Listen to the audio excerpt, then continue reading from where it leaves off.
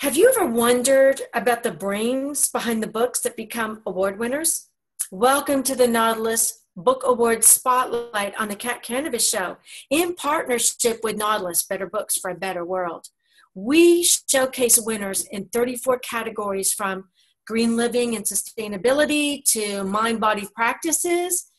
The author tonight joins this prestigious rank with His Holiness the Dalai Lama, Deepak Chopra, Greg Braden, and Peter Canova. I'm Kathleen O'Keefe Kanavos, aka Kat, your host and fellow Nautilus Award winner. Welcome to the Nautilus Book Awards Author Spotlight. Our guest tonight is Robert Flatt, and he is a Gold Nautilus Book Awards winning author. Oh my goodness, that's like a mouthful, but he won in the category of photography.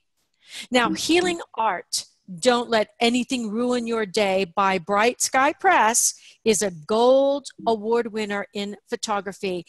One of the charms of perusing the art category submissions is coming across a really rare solo effort of an artist or a photographer who shows the requisite skill of more accomplished presses or masters than any others that we run across. And Robert Flatt, former engineer and businessman, pivots toward his avocation as photographer in this collection of mostly wildlife that spans the whole globe.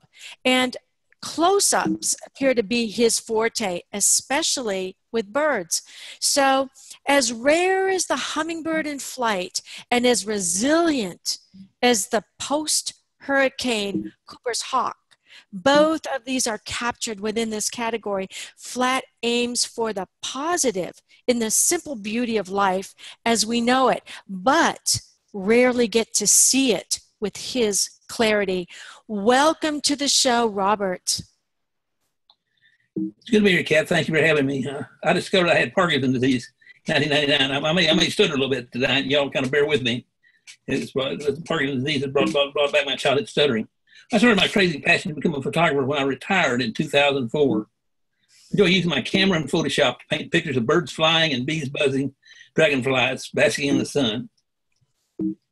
And I saw some of those pictures, and they're absolutely amazing. And I have to tell you, Robert, that I took the poster for the show, and I put it up on Facebook and LinkedIn and Twitter, and people were commenting on how beautiful the photography was and that they were already buying your book. And I need to send you those little comments in the bottom of the poster, but people love your book already. So tell us, Robert, why did you write this book? Tell us the nexus for that. Well, I turned 70 years old this coming Saturday. And this award means that I no longer have to, this Nautilus award means I no longer have to pretend to be an engineer or a businessman. I'm now a writer and an author. And by God, I am one now. Parkinson's disease gave me the gift of time to make this happen. To learn photography at Rice University and to travel the world in my own backyard looking for beautiful things to photograph. I found them everywhere I went, but had to take the time, have the time and take the time to look. Focus on beauty made me feel better and better able to cope with Parkinson's disease. I wanted to share that with feelings with other people, so I wrote a book about it. Oh, that is just wonderful, Robert. You know, so many people who are watching this show probably have health challenges of their own, and hearing how you took that challenge and turned it into beauty is something that we all need to see. So what is the key message in your book? The subtitle of the book says, "Don't let anything ruin your day." Mm-hmm. That's where they have the best chance of defeating a disease like Parkinson's. We cannot change the fact that we have the disease, but we can, by God, not let it ruin today. Maybe tomorrow, but not today. Persons with Parkinson's disease can pick up the book from time to time and get inspired from the beauty of the photographs, but also from reading the stories and vignettes, battle plans, thoughts I have about Parkinson's disease. So tell us, why do you feel that Parkinson's disease was a gift? How was it a gift for you? It gave me time. You think about how precious time is. how precious time is. I had the time I went on full disability retirement at age 55, and I had the time to take courses at Rice University, and I had time to travel the world. We took the kids' inheritance. We decided to travel a little earlier, so we took 3 or 4 major trips a year. My wife and I did.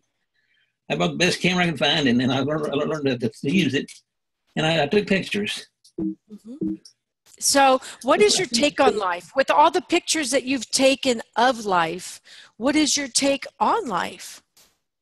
Well, it's true that eventually you'll all have bodies like mine that do not work very well from the disease of aging. You'll no longer be able to do your current job. This will give you a marvelous gift, the gift of time. You can squander this gift by sitting around feeling sorry for yourself. You can try to find something interesting to do, whatever physical ability you have left. It's never too late to change your major, never too late to learn something new. One thing I'm certain that you can certainly have time for is to be happy, which is often called smelling the roses. We may not be able to physically smell a rose or see a touch a real rose. Mm-hmm. So you tell a story about a leaf falling from a tree. What were you talking about with that with your foot? And you kind of captured that in a photograph. It's a leaf falling from the tree. It's a lot like our lives. It's over pretty quickly. Lives don't last or doesn't last very long. So Francis Bacon said, "Do what you want to do now. You're not living in eternity. There's only this moment, sparkling like a star in our hand and melting like a snowflake." The leaf's journey is not linear. It's the English they call it swings and roundabouts. The leaf swirls, it spins, it stops, and accelerates. And it's the force of gravity inexorably holds it to the ground. This is where inexorably to our death. Mm-hmm. There's no control at the beginning or end of its journey. It just is falling. It falls, and it starts falling, it falls, and then it stops falling. And it's uniquely beautiful. And, in this book that Robert Flatt won this award for, the pictures are incredibly beautiful. I mean, it's more than a picture. He's capturing the soul of whatever's going on at that shutter speed, at that second, and you can feel the picture when you see the beautiful colors of the birds and you see this leaf. It's like you're there. It's like that picture is speaking to you, and that is why he won this award, because his photography is phenomenal. And I do have a picture of him on the poster, just sitting in his backyard in his like sun chair with this ginormous camera in his hand, and he's aiming it at something, you don't know what, and then you see these beautiful pictures. So Robert, you also talk about the cards that we're dealt in life, how we're not always dealt aces and kings in the game of life. Sometimes we're dealt 2s and 3s, but we still need to play the game. Tell us a little more, share a little bit more of your thoughts on that with us, because I love that idea. It has to do with my Parkinson's disease. You quit doing things, you can drop out, you keep going. The spice of life is in the playing, not in the watching. You have to play the game of life. And I believe that you play the game with 2s and 3s, you might get a full house, or everyone else may fold, or you may lose, but it's still playing the game. That's what's important. Yeah, life is a game of cards. And, there are so many people, Robert, I've seen that have been dealt a full house and they don't know how to play their cards and they end up losing. Whereas other people like you're dealt the 2s and you take those 2s and you turn them into something truly precious, like your book. So, you talk about how running water, and you've got pictures in your book about running water and how it doesn't freeze, and how you equate that to Parkinson's disease and how it makes you want to curl up into a ball and stop moving. But you say, no, you must be the running water and refuse to freeze. Absolutely. Running water doesn't freeze. I lift weights and do some Tai Chi. And also believe in serendipity. I believe that much of life is spontaneous. So that's why it's fun to be alive.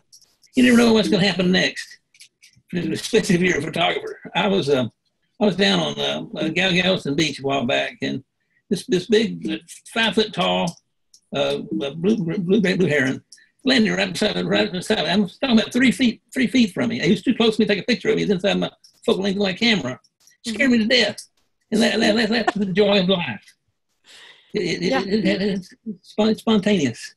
And you know, I really believe, Robert, that when you love life, it somehow gets translated to other aspects of life, like animals and birds, and they're comfortable around you. And like you, I love life, and I'm always looking at life as a form of beauty. And so we had a hawk that got blown out of its tree here on our property, and he walked all the way across the golf course because he couldn't fly yet. He had no tail feathers, and landed right in front of our patio. And so I went out and fed him some cat food, and it gave him enough strength to last for 6 days till his tail feather grew in, and he flew away, and he still hangs out in the palm trees. But it's amazing how birds know when you are someone who loves life, and they know that they have half a chance with you. So you talk about also one of the pictures that you have in your book, a hawk that survived a hurricane. It was water soaked, but you saw this intense gleam in his eye. Tell us about that. A cat, this bird, really sad looking. Made me and a hawk stuck out in a hurricane. He did not look very good. And but when I started walking up toward him, I had a friend called and said he was down there. People call me when they see something to photograph sometimes. And he was in a tree that's fallen over. He's right almost on the ground. So I started walking toward him. As I walked toward him, he looked at me, and his eyes said, "I'm going to kill you. I want to kill you. You get closer." And so I kept getting a little closer, and then he finally flapped his wings. About a gallon of water fell out. And he got on a small tree right beside me, and he looked back down, and he said, "I'm still going to kill you." It's that look in the eye, that look of survival, the look of surviving a storm, that look of being alive, and intense gleam. That's what it's all about. That's what my book's all about. That's what life's all about. Mm-hmm, mm-hmm. Oh, that's funny. I mean, that poor hawk had gone through a hurricane, and you walked up, and he's like, "And yeah, I'll take you on too." That's right. That's so cute. So tell us about the hawks. In 2010, there were a pair of, owls. In 2010, there were a pair of owls. And passion can complete us. Try new things. Never too late to learn. How did you get that from the owls? This is from out of your book. The owls came to in 2010. Built a nest and had 2 babies. I decided I'd chronicle their growth. I went over every morning before sunrise. I watched them fly in, bring the food. I watched the dad take care of the 2 babies. The dad was a nurturer. The female was a bit bigger than the male. She was up on top of a big tree looking out for hawks. But I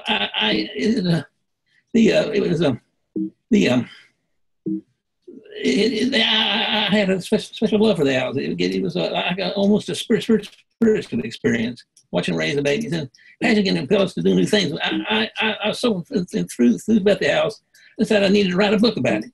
Never written a book in my life, but I found a lady over at Rice who would help me do some work. I learned the InDesign from Lynda.com, and did a lot of the layout myself. We ended up publishing a book in China. We printed it ourselves. Had 4,000 copies show up at the Rice football stadium. I gave all the books to Rice Athletics, and it's been a very successful book. It was one of our centennial books. And I believe that the owls came, they're Rice owls, so they're really smart. And they haven't not been there since World War II. These owls read Harry Potter. And they decided to come. Harry Potter owls. I love that. Harry Potter owls. And I did love those owls. Harry Potter. Give the invitations out for our centennial, but I couldn't get anybody else at Rice to go along with me. Well, Robert, tell our audience how they can find you and find your book. And would you hold your book up for us so we can see it? Because it's an amazing book. The photography is the colors. The colors just absolutely jump out at you. And there is the Gold Award that he won for the Nautilus Book Awards in photography. Don't let anything ruin your day. Healing arts. Can you hold it up a little bit higher so that we can see look at those colors. Absolutely astounding. So Robert, tell our audience how they can find you and find your book. It's really easy, robertflatt.com. It's 2 T's, Flatt power with an extra T, robertflatt.com. Look at my pictures. And I've got some stories to tell as well. Okay. And that's where they can find your book as well at Robert Flatt, FLATT.com. And then you find out all bookstores as well.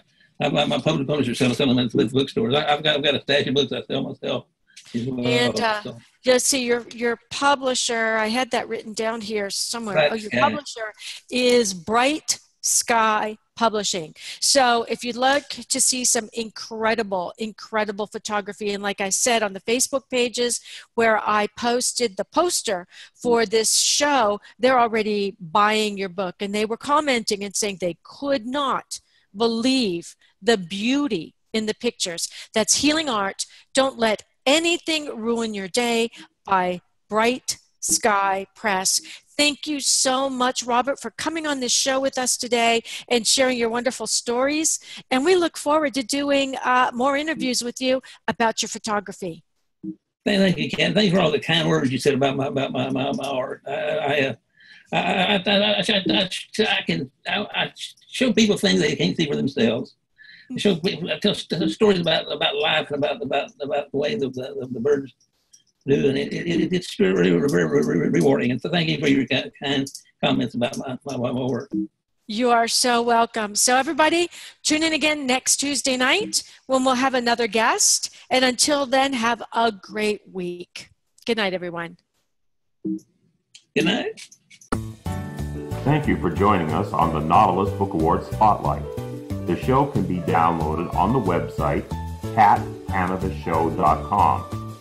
The show will be posted on YouTube, nautilusbookawards.com, and you can learn more about your host and author, Kathleen O'Keefe Kanavos, at kathleenokeefekanavos.com.